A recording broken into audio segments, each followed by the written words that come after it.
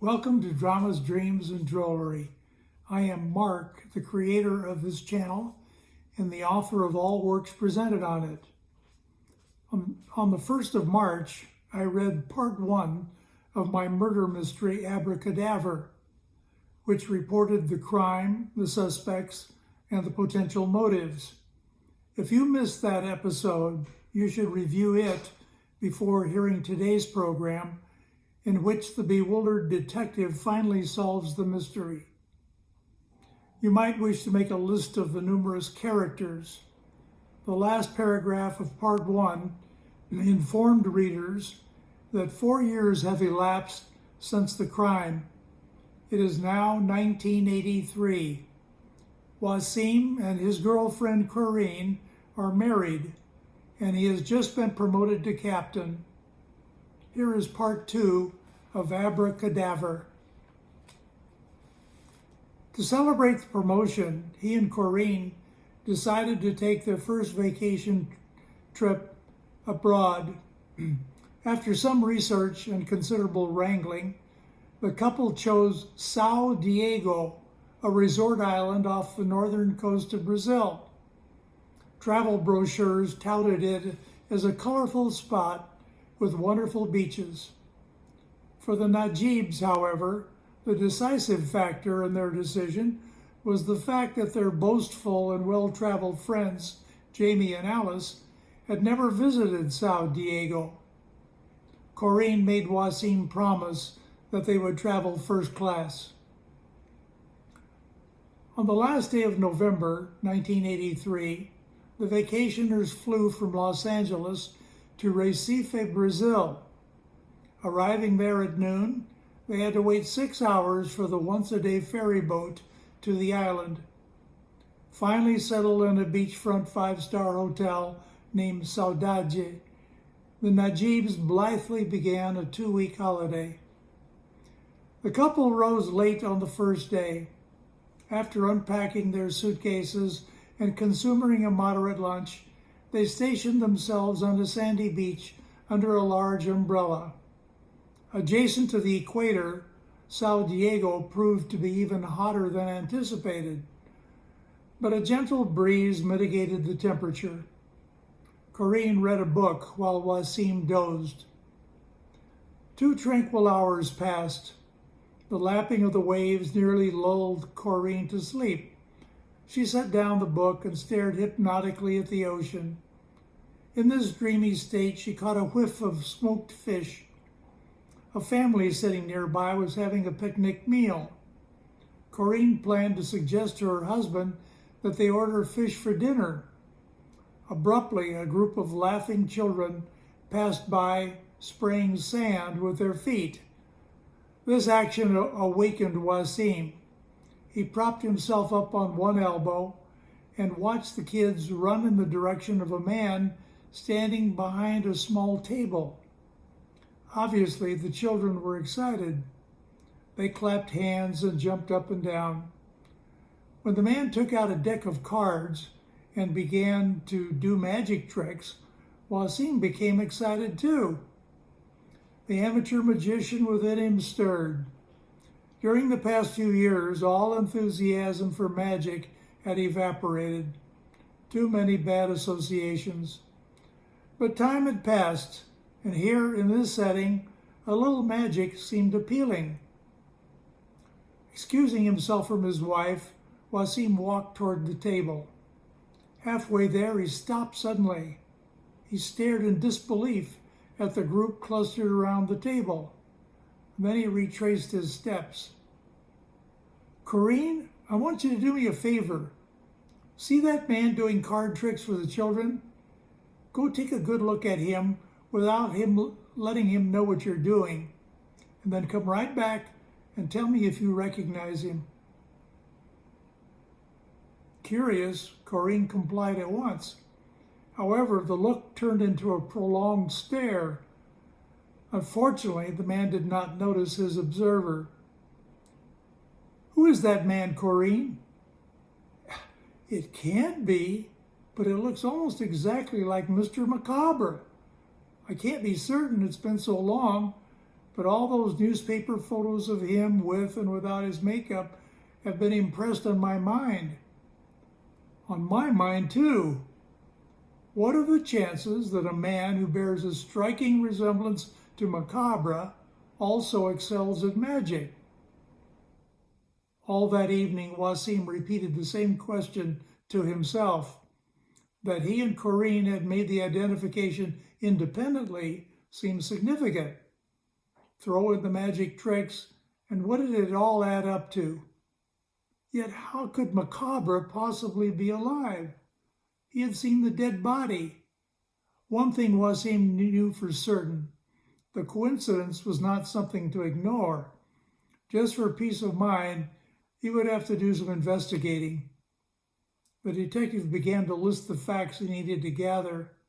He would want to know the man's nationality, the language he spoke, how long he'd been in Sao Diego, and much more. Wasim spent the entire next morning searching in vain for the Macabre look-alike. Corinne resented this use of their valuable time. But having been given such tempting bait, the policeman was not about to abandon the chase. After lunch, Wasim deposited his wife in a local boutique and hurried out to the sand. There he was, in a blue bathing suit, seated on a chair. The detective prayed that the suspect would not recognize him from their brief encounter on the stage at the House of Wonder. He grabbed a chair and placed it in the sand next to the man. "This is a nice spot. Mind if I sit here?" asked Wasim, testing the man's use of English. "Not at all," came the reply in American English.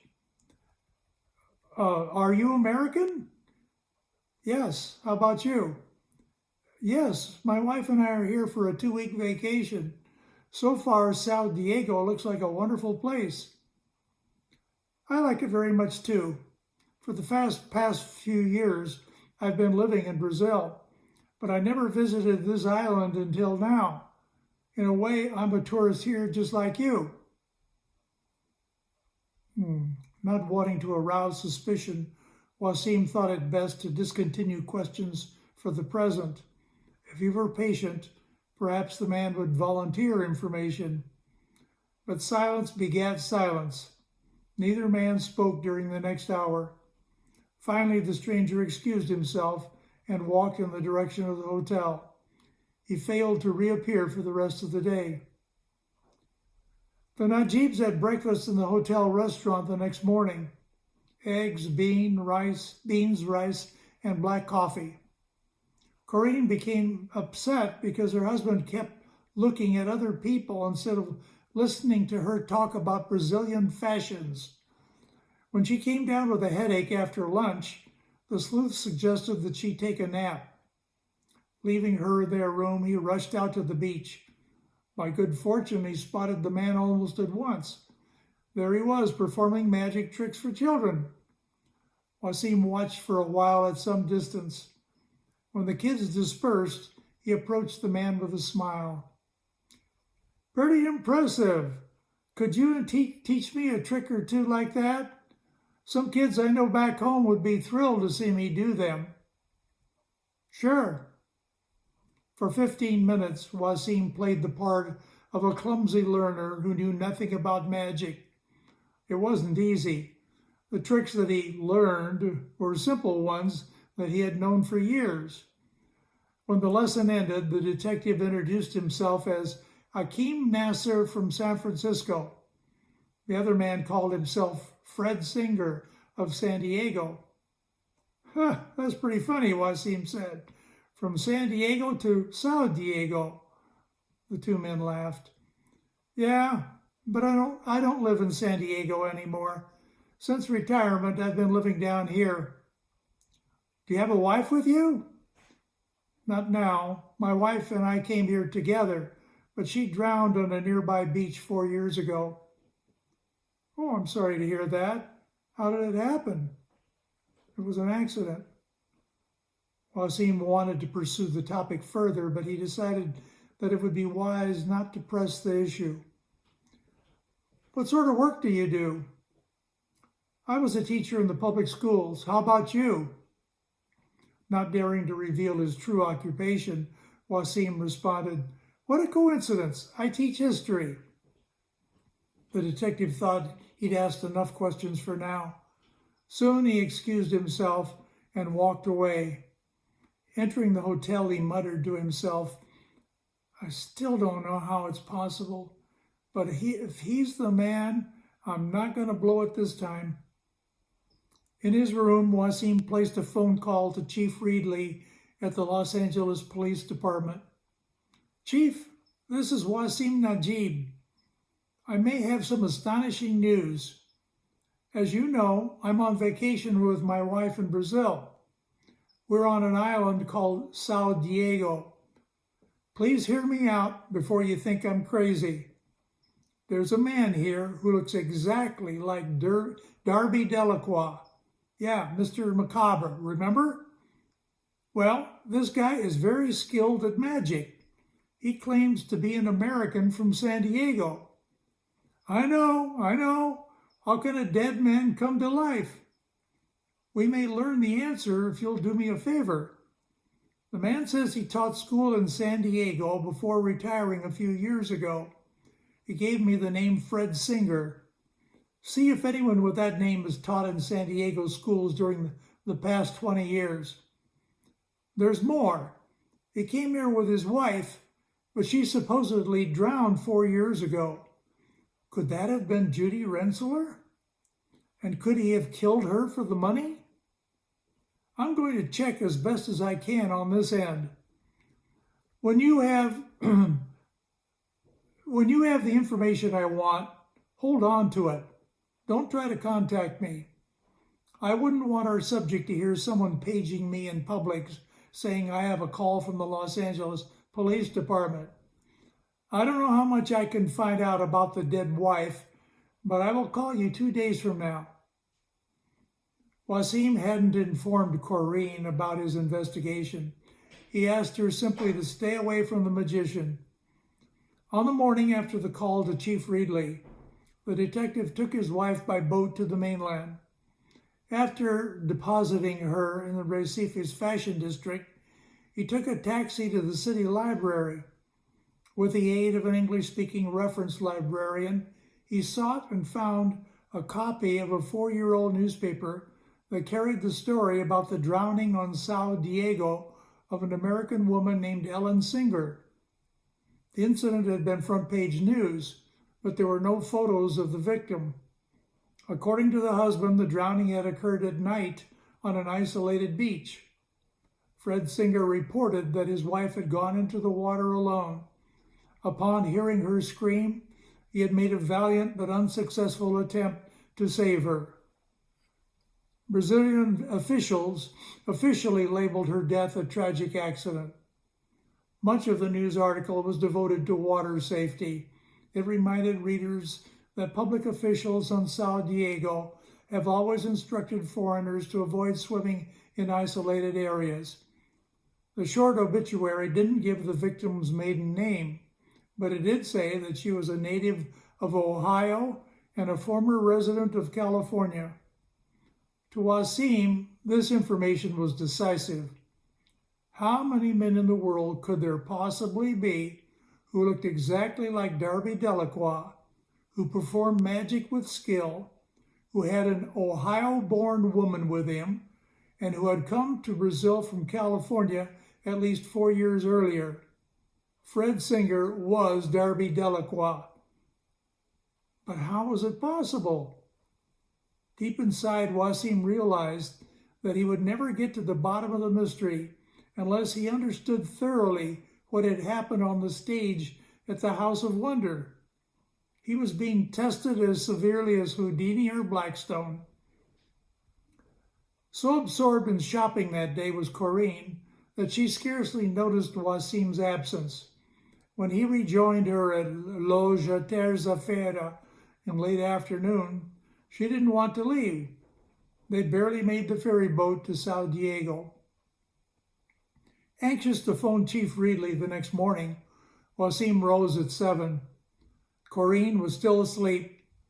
The detective went down to the hotel lobby to make the call in order to avoid disturbing his wife.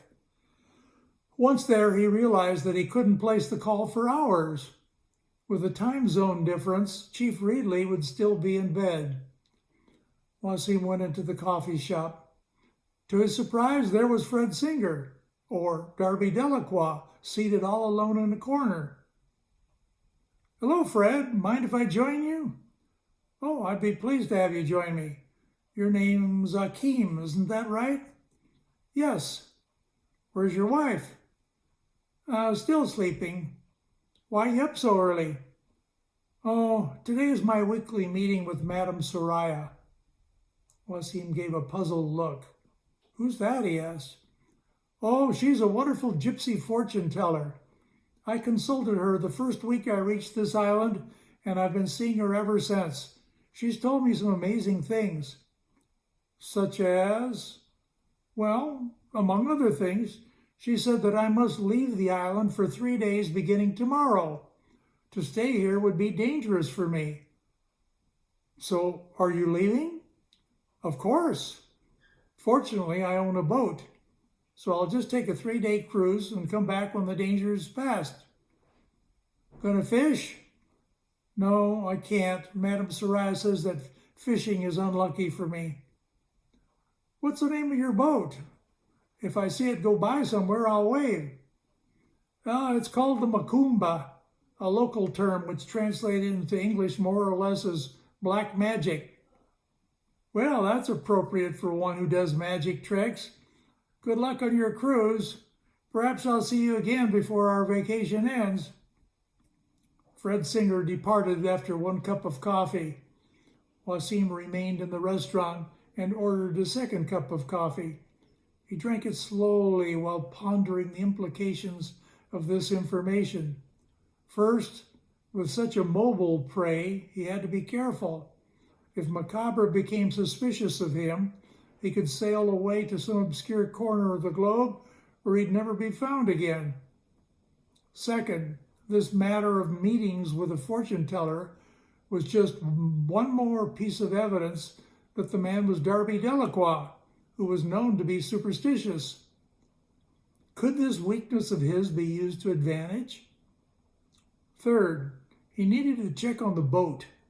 Where was it moored? Fourth, time was passing quickly. When the magician returned from his 3-day cruise, most of the Najib vacation would be over. How could he trap the cunning Macabre in just a few days? Maybe he could persuade the chief to extend his vacation, but then he'd have to come up with a plausible explanation to tell Fred Singer. Wasim glanced at his watch. Corinne would sleep at least another half hour, and then he would bring her down to breakfast. Later in the morning, he would call Chief Reedley. Right now, he probably had time to inquire about the boat. A small bait and tackle shop rested on a nearby dock. Wasim struggled to communicate with the owner, who spoke only halting English. But when he said the boat's name, Macumba, the man's eyes lit up. Instantly, he pointed with pride to a photo on the wall. It showed a glistening yacht bearing the name Macumba. The detective stared in disbelief. This wasn't the kind of vessel he'd pictured when Delacroix had spoken of his boat. "Senor Singer?" he asked. "See," the man replied, a broad smile on his face. Walking back to the hotel, the detective said to himself, "Why not? He has all that money." In mid-afternoon, Wasim called Chief Reedley from his hotel room. He was not surprised to learn that no one named Fred Singer had taught in the San Diego public schools during the previous 20 years. "I knew it, Chief. There's no doubt in my mind whatsoever that the man here who calls himself Fred Singer is actually Darby Delacroix. I'd bet my pension on it. Since the last call to you, I've learned that Singer's dead wife was a native of Ohio. He's superstitious, too. It all fits. Tomorrow, our suspect is going away on a 3-day cruise. I don't know exactly how to go about this in a foreign country, but I want authority to arrest him upon his return. Sorry, can't give it to you. What are you going to say to the man? I arrest you for murdering yourself? Until we know exactly who died and how the crime was committed, we can't do anything. But there's more to it than that. Even if we had full knowledge of the murder, we still couldn't make an arrest. When you told me that you had a man who might be macabre, I looked into the procedures for detaining people abroad. I discovered that the United States has no extradition treaty with Brazil. We can't touch him unless the man is foolish enough to return to U.S. soil. Wasim was flabbergasted and crestfallen. You mean that murderer can sit here on the beach for the rest of his life and we can't do anything about it? That's about it. Wasim sulked for half an hour after the phone call. What injustice! He couldn't let this killer escape. But what could he do? He needed some black magic and a spark of intellectual brilliance. Somehow he had to solve the Hollywood murder immediately with limited resources and far from the scene of the crime. Despite the bleak outlook, a fire burned intensely within the detective. He vowed to get his man. The detective realized that he needed to dampen his emotions and to activate his brain. Fortunately, Corinne was at the hairdresser. That gave him some time to think. Wasim put a do not disturb sign on the door of his room, closed the curtains, and sank into a comfortable armchair. He tried to relax and free his mind of the bad news from Chief Reedley. Searching for the positives in his position, he came upon two. He knew that Fred Singer was the killer Darby Delacroix. Darby did not know that he was the detective Wasim Najib. In addition, the suspect was a very superstitious man. That weakness made him vulnerable to manipulation. For the next hour, Wasim pondered ways to exploit these advantages. Slowly, a plan evolved to ensnare the culprit. Now he knew how to catch his man. If only he could solve the mystery of the killing at the House of Wonder. This progress gave the lawman a boost of confidence. By the time Corinne returned to the room, he felt good enough to play a prank on her. After his wife had gone to sleep that night, Wasim lay in bed, considering how to use the 3-day absence of Delacroix. Some of the time had to be devoted to having fun. This was their first vacation outside the U.S., and he'd been neglectful of Corinne. Once Delacroix returned, events might move fast, and he'd have to commit every minute to the chase. But how could he advance the case during the 3 days before Singer's return? Two ideas came to mind. He might get more information about the suspect from the hotel staff. This would have to be done without alerting the man. And maybe Madame Soraya could provide valuable information. He should pay her a visit. Wasim fell asleep with a smile on his face. In the morning, the detective surprised his wife with the announcement that the two of them were going to the mainland for a couple of days. They would visit the zoo in Recife and dine at the chic Lunario restaurant, where a famous chef offered a sumptuous 50-course meal. Corinne was ecstatic, but given such short notice, the couple barely managed to pack their suitcases before the ferry boat departed. At the zoo, husband and wife viewed the animals through different eyes. Corinne enjoyed the frivolity of the monkeys and marveled at the size of the capybaras. Wasim recognized in the jaguars the cunning and swift magic of macabre. By agreement, the couple ate a very light lunch. They wanted to save room for the big meal that evening. Much of the afternoon passed relaxing by the hotel pool. About 6, they showered and dressed for the lunario. Wasim donned a lightweight jacket that he hadn't worn for years. The 50-course feast was fun, but expensive. The Najib sampled many exotic dishes. Corinne especially enjoyed the pickled eels and the chirimoya duck. Wasim's favorites were the quinoa soup and the guanabana sorbet. Naturally, the pair consumed an excessive amount of food. Abdominal discomfort induced them to take an after-dinner stroll. At the stand near the restaurant, Wasim purchased a roll of antacid tablets. Placing the roll into a jacket pocket, the detective felt a small object. It was the torn corner of a piece of paper that bore the part of a word, luff. Instantly, Wasim remembered retrieving it from a wastebasket at the home of Macabre. Amid all the evidence gathered in the investigation, this item had been forgotten. Now, as in the past, the detective doubted its importance. The Najibs had no prearranged plans for the following day. Their sole requirement was to catch the ferry boat back to Sao Diego at 6. During breakfast, German tourists at an adjoining table recommended the Archaeological Museum. Wasim and Corinne decided to go there.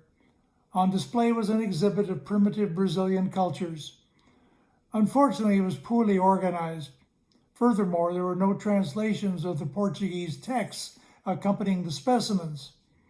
The Americans left the building wondering why foreign tourists would recommend such a presentation. The roar of an airplane taking off from a nearby airport attracted their attention. Watching a Lufthansa jet soar into the sky, Wasim had an epiphany. The Luft on that piece of paper stood for Lufthansa, the German airline. Someone in the Delacroix household had flown to or from Europe shortly before the murder. Recalling the conversation with Judy Rensler at Macabre's home, the detective remembered her telling him that 2 or 3 months prior to the murder, Delacroix had flown to Paris on Air France. So, did Judy fly to Europe on Lufthansa? And why? It was the final day before Fred Singer's return. Now back on Sao Diego, Wasim decided to take a chance in order to learn more about his suspect. Evaluating the clerks who worked behind the reception desk at the hotel, he decided that Pedro seemed discreet and dependable. At a favorable moment, during siesta, when the lobby was free of people, he approached the young man with an offer. "If I give you $50, could you do me a simple favor without telling anyone?" "Perhaps. What do you have in mind, sir?" "At the time of registration, your hotel makes a copy of each guest's passport information, doesn't it?" "That is correct." "All I want is to look at the information of one guest." "And who would that be, sir?" "Before I say the name, will you agree not to tell him or anyone else what I've done?" "Yes, sir." "In that case, here is $50. The person in whom I'm interested is Mr. Fred Singer." Pedro looked up in surprise. After a slight hesitation, he asked to be excused for a moment. The clerk went into a back room and returned a few minutes later with a photocopy of the title page of Singer's passport. Wasim scanned the page.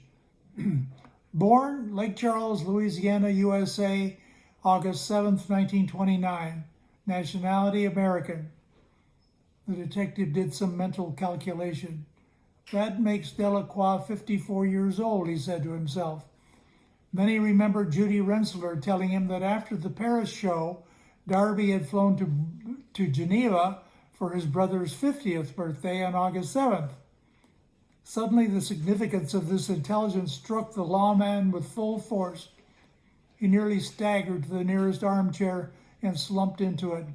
"So that's it," he said. For more than an hour, Wasim remained in the chair. In his mind, he recreated the 1979 murder of Mr. Macabre in the light of the new information. He understood the key elements of the crime, but it took some time to work out the details. When he had finished deliberating, Wasim felt confident of his solution. The pieces of the puzzle were in their proper places. There was no other way to explain the murder. Before calling Chief Reedley, the detective tried to anticipate the questions and objections of his superior. He put the call through when he had answers to all of them. The next morning, the Najib stayed in bed until noon. Wasim was in no hurry to go downstairs. Having just returned from his cruise, Darby Delacroix would surely rise late. To the detective's surprise, the suspect was in the hotel's restaurant when he and Corinne appeared for lunch. A surly look passed over the man's face when he saw them approach. "Mr. Nasser, a reliable source has informed me that you've been seeking information about me. May I know why?" Dumbfounded, Wasim sputtered for a moment. He had to think fast. The whole case was on the verge of collapse. "Well, I think you misunderstand. I was trying to help you. Remember Madame Soraya?" "Of course. What does she have to do with it?" "I took your recommendation and went to see her myself. Her advice to me resembled the advice she gave to you. Upon discovering that I was a Leo, she warned that Sao Diego would become progressively dangerous in coming days. By the end of the week, at least one Leo on the island will die. I tipped the hotel clerk to learn your birth date so that I could warn you if necessary, and I found that it was necessary. You are a Leo." Corinne stared in disbelief at her husband, but she said nothing. A bit shaken by Nasser's information, Singer failed to notice the woman's expression. "Sorry I snapped at you like that," he said. "So after what Madame Soraya has told you, are you planning to leave?" "Yes, but we're going to stay until Friday." Corinne was about to speak, but Wasim nudged her with his foot. "You ought to leave too," he added. "I suppose," replied Singer. This reply lacked conviction, but Wasim resisted an inner desire to enhance his argument. Lunch with Fred Singer was uneventful. Corinne was bursting with questions, but her husband's glaring face told her not to ask them. Afterward, on the crowded elevator, he again denied her the opportunity to satisfy her curiosity. In the privacy of their room, the dam finally burst. "What's this all about? Are you planning to end our vacation early? Who's that man? Who's Madame Soraya? And since when have you become superstitious?" "Corinne, I haven't been entirely honest with you on this vacation. You remember that on our first day here, we were struck by the remarkable resemblance of this Fred Singer to Mr. Macabre? Well, he really is Macabre." "But how is that possible? We saw Macabre die. You examined his body." I know. But during this vacation, I've learned that not only is Macabre alive, he has killed at least one and probably two people. I intend to catch him. I don't need your help, but I don't want you in my way. If you hear or see me do strange things in the next couple of days, play along. Don't get in my way." At 8 the next morning, Wasim rushed to the small hut where Madame Soraya told fortunes. It was closed. A man in an adjacent shop said that the gypsy woman never appeared before 10. The policeman nervously paced up and down the street awaiting her. He feared that Darby Delacroix might seek an early consultation. He had to see the fortune teller first. Madame Soraya finally appeared at 20 minutes after 10, wearing a puffy white blouse, a long red and yellow skirt, and a green scarf over her head. About 60 years of age, she jingled as she moved from the bell-like ornaments on her wrists and ankles. Madam Soraya, I'm here with an unusual request, began Wasim. It concerns a regular customer of yours named Fred Singer. The woman smiled. Mr. Singer? Why, yes, he's one of my best customers. Some of his friends and I want to play a little joke on him. Just for fun, you understand. We'd like your help. When do you expect to see him next?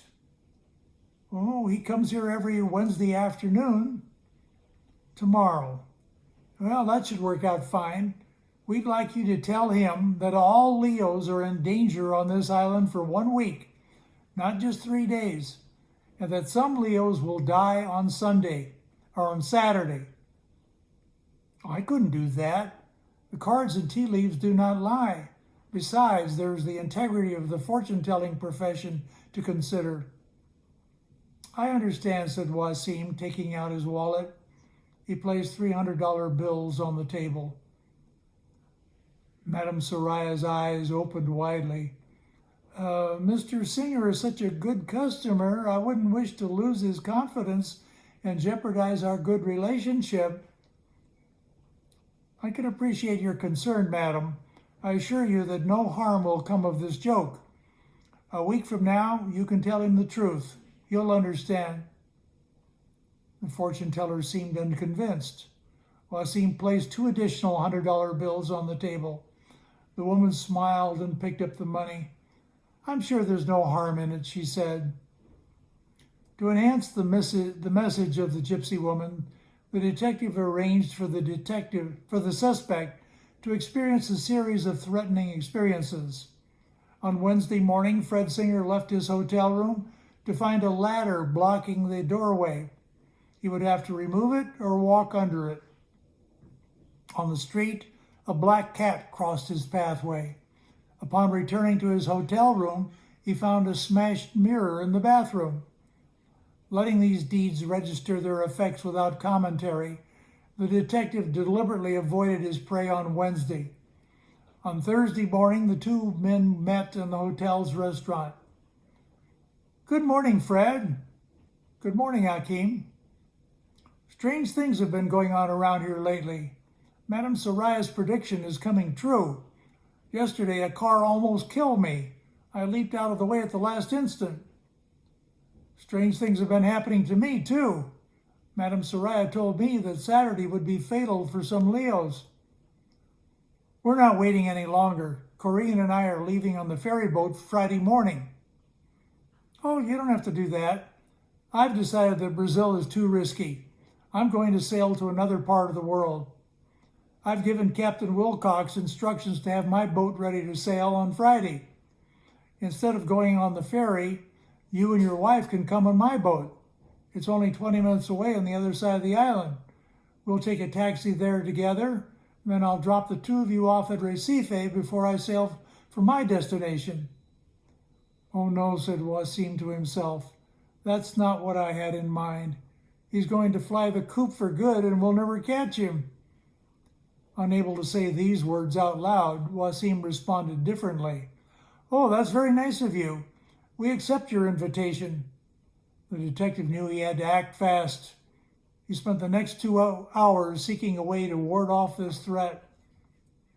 At 7 on Friday morning, there was a knock on the door of Fred Singer. The caller delivered an urgent message from Captain Wilcox of the Macumba, informing the ship's owner of engine trouble.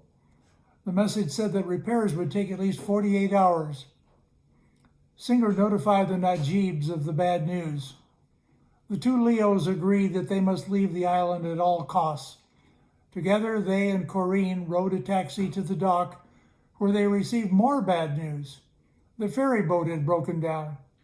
There would be a delay, but a replacement vessel was on the way. Singer was very upset. There's no doubt about it, he said. This place is cursed. I'm glad I decided to leave Brazil. As long as we have to wait, perhaps I should take a taxi to my boat and have a talk with Captain Wilcox. Oh, I wouldn't do that, said Wasim. That's too risky. Suppose the replacement boat got here before you return. Remember that this is the only way off the island before Saturday. You can always contact Captain Wilcox from Recife. You're right. No sense in taking chances. The replacement vessel arrived 40 minutes later. Bigger and more heavily manned, it bore no resemblance whatever to the customary ferry boat. Wasim waited until the ship had been to sea half an hour, and then he interrupted a conversation between his wife and Fred Singer. "Darby Delacroix, I arrest you for the murder of your brother Daniel Delacroix and for the fraud perpetrated upon the Centurion Insurance Company." Stupefied, the accused spoke after a lengthy pause. "You're confusing me with someone else. I'm Fred Singer, retired San Diego teacher." "I've checked. During the past 20 years, no Fred Singer has taught school in the San Diego area. After considerable thought and effort, I can say with assurance that you are the person responsible for the crime committed at the House of Wonder in Los Angeles in October of 1979. Aware that Corrine was watching with intense interest, Wasim encircled her with his arm as he spoke. To the suspect, he said, "Let me reconstruct the murder. You probably hatched the plot when you received the letter from Daniel requesting money. At that time, you were trying to devise a master illusion that would boost your career. The idea came to you that you could achieve two goals with one stroke. You could kill your hated brother and use that action to gain both fame and fortune.